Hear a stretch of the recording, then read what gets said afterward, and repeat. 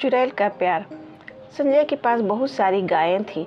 वो उनका दूध बाजार में बेचता और उसी से उसकी रोजी रोटी चलती थी। वे रोज सुबह दूध निकालने के बाद गायों को लेकर इस गांव से उस गांव, कभी नदी किनारे, कभी तालाब, तो कभी जंगल में घूमा करता और शाम होते ही घर आ जाता। दिन भर वो घर से बाहर ही रहता, इसलिए भूख मिटाने के लिए वो खाने पीने के लिए ले जाता और किसी पेड़ की छाया में खा पी कर मस्त हो जाता।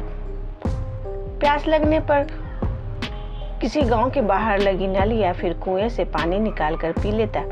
वैसे ठंड के दिनों में वो पानी भी ले जाता, लेकिन गर्मी के दिनों में पानी गर्म हो जाने के कारण पानी नहीं ले जाता। बोर होने पर पुराने गाने गुनगुनाता, यही उसकी रोज की कहानी थी और वो इससे खुश भी था। एक बार की बात है, गर्मी का दिन था। खेतों में घास गर्मी की वजह से खत्म हो गई थी और संजय गायों को लेकर पास के जंगल में पहुंच गया। और कब वह घने जंगल में पहुंच गया उसे पता ही नहीं चला। दोपहर का वक्त था, संजय को प्यास लगी। वह इधर उधर जंगल में पानी की तलाश में घूमने लगा। अचानक उसे एक कुआं दिखाई दिया। उसकी जान में जान आई। वह झट से कुएं के पास पहुंचा तो देखा गर्मी की वजह से पानी काफी नीचे चला गया था।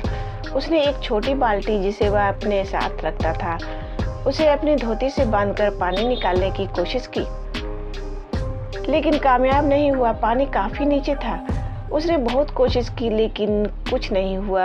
वह थक गया था और पसीने से पूरी तरह भीग गया था। वह हार कर पेड़ के छांव में बैठ गया। तभी उसे पायल की छमछम की आवाज़ सुनाई दी। वह चौंका कि इस जंगल में और दोपहर के समय कौन आ सकता है। उसने पीछे मुड़कर देखा तो एक बेहद खूबसूरत लड़की अपनी कातिलाना अदाओं के साथ संजय की ओर चली आ रही थी। संजय उसे एकटक देखता रह गया। उस लड़की की खूबसूरती में संजय खो गया था। पास आकर वह लड़की अपनी नटखट अदाओं के साथ संजय से पूछती है, प्यास लगी है क्या? मैं पानी पिला दूं? संजय तो जैसे सुध-बुध खो बैठा था। उसने घबरा कर हाँ में सर हिला दिया। लड़की आगे बढ़ी और कुएं की मुंडेर पर पहुंचकर अपने दोनों हाथों की अंजलि बनाई और कुएं में झुक गई। संजय जैसे सम्मोहित हो गया था। उसे कुछ दिखाई ही नहीं दे रहा था। लड़की ने पानी निकाला और संजय की तरफ बढ़ी। संजय बिना कुछ बोले अपने हाथों की अंजलि बनाकर अपने मुंह से सटा दिया। लड़की ने अपने अंजलि का जल संजय के अंजलि में उड़ेलना शुरू किया और संजय ने उस जल को पीना शुरू कर दिया। यह अलग बात थी कि उसके अंजलि का आधा पानी जमीन पर गिर रहा था, क्योंकि अभी भी वह उसके चेहरे की खूबसूरती को एकटक देखे जा रहा था। ना तो लड़की के हाथ से जल खत्म हो रहा था और ना ही संजय की प्यास बुझ रही थी। ऐसा मालूम हो रहा था जैसे सदियों की प्यास आज बुझ रही हो। यह सिलसिला आधे घंटे तक चला। तभी लड़की ने ध्यान दिया कि संजय पानी कम पी रहा था और उसके चेहरे का रसपान अधिक कर रहा था, तो वह असहज होते हुए बोली, और पिलाऊं कि बस? संजय कुछ बोल न सका, सिर्फ ना में सर हिला दिया। उसके बाद उस लड़की ने प्यार भरी आवाज में कहा, अच्छा मैं चलती हूँ। संजय अब भी कुछ नहीं बोला, सिर्फ हाँ में सिर हिला दिया। वह लड़की बल खाती हुई जंगल में गुम हो गई। संजय कुछ देर कुएं की मुंडेर पर बैठा रहा और फिर अचानक वह उठा और गायों को लेकर घर की ओर चल दिया। लेकिन अब उसकी चाल बदल गई थी। उसके मन में प्यार के अंकुर फूटने लगे थे। गायों को लेकर संजय घर पहुंचा। आज वह बहुत ही खुश था। उसके मन में प्यार की तरंगे हिलोरे मार रही थी। वह रह रह कर कोई प्यार भरा गीत गाने लगता था। उसकी भूख प्यास सब गायब हो गई थी। वह खोया खोया सा रहने लगा। उसे हर समय वही पल दिखाई दे रहे थे। उस खूबसूरत चेहरे को वह भूल ही नहीं पा रहा था। उसने रात को खाना भी नहीं खाया और सोने चला गया, लेकिन नींद कहाँ आ रही थी। वह करवटें बदलता और प्यार के तराने छेड़ता। उसे कुछ समझ ही नहीं आ रहा था कि उसे क्या हो गया है, क्यों उसकी भूख, उसका चैन, उसकी नींद उड़ गई है। अचानक उसका दिमाग ठनका और वह डर के मारे कांपने लगा। उसका बदन पसीने से लथपथ हो गया था। वह जोर से चीखा और जब तक संजय की माँ आती वह बेहोश हो गया था।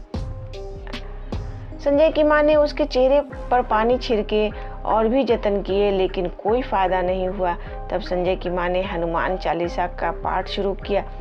अभी 2 ही लाइन उन्होंने पढ़े थे कि संजय तेज आवाज में हंसा, लेकिन आश्चर्य यह था कि यह हंसी संजय की ना होकर किसी लड़की की थी।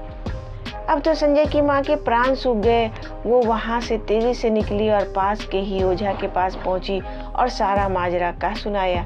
इस पर ओझा ने कहा कि जंगल में ही कोई बात हुई होगी, चलो घर चलकर देखते हैं। ओझा और संजय की माँ जैसे ही बाहर निकले, एक काली बिल्ली ने तेजी से उनका रास्ता काटा। ओझा ने कहा कि ये चुड़ैल कोई छोटी मोटी चुड़ैल नहीं है, इसे हम अकेले नहीं संभाल सकते। आप गांव के और भी लोगों को साथ ले लो और वहाँ सभी लोग एक साथ गायत्री मंत्र का ऊंचे स्वर में जाप करेंगे और यह घंट शंख बजाएंगे। कोई थोड़ा भी नहीं डरेगा। वह तमाम तरह के हथकंडे अपनाएगी, कभी रोना, कभी मायूस होना, कभी डरना, लेकिन सबको पाठ जारी रखना है। जैसे ही सभी लोग संजय के घर पहुंचे तो एक तेज हंसी के साथ ही संजय छत की चहारदीवारी पर चलने लगा।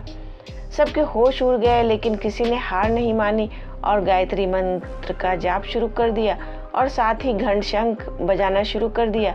रात के समय इस तरह की आवाज़ से अगल बगल के गांव वाले भी बहुत ही अचंभित हुए और गुटों में वे भी इस गांव की तरफ आने लगे। इधर ओझा ने भी अपना काम शुरू किया। जैसे जैसे ओझा के मंत्रों का प्रभाव बढ़ता, वह चुड़ैल और भी भयानक तरीके से लोगों को डराती।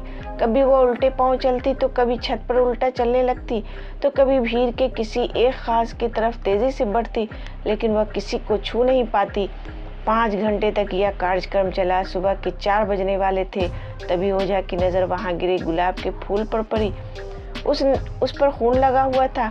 उसने वह फूल जैसे ही उठाने की कोशिश की, चुड़ैल खूब जोर से चिल्लाई और एक भयानक रूप बनाकर तेजी से ओझा की ओर झपटी।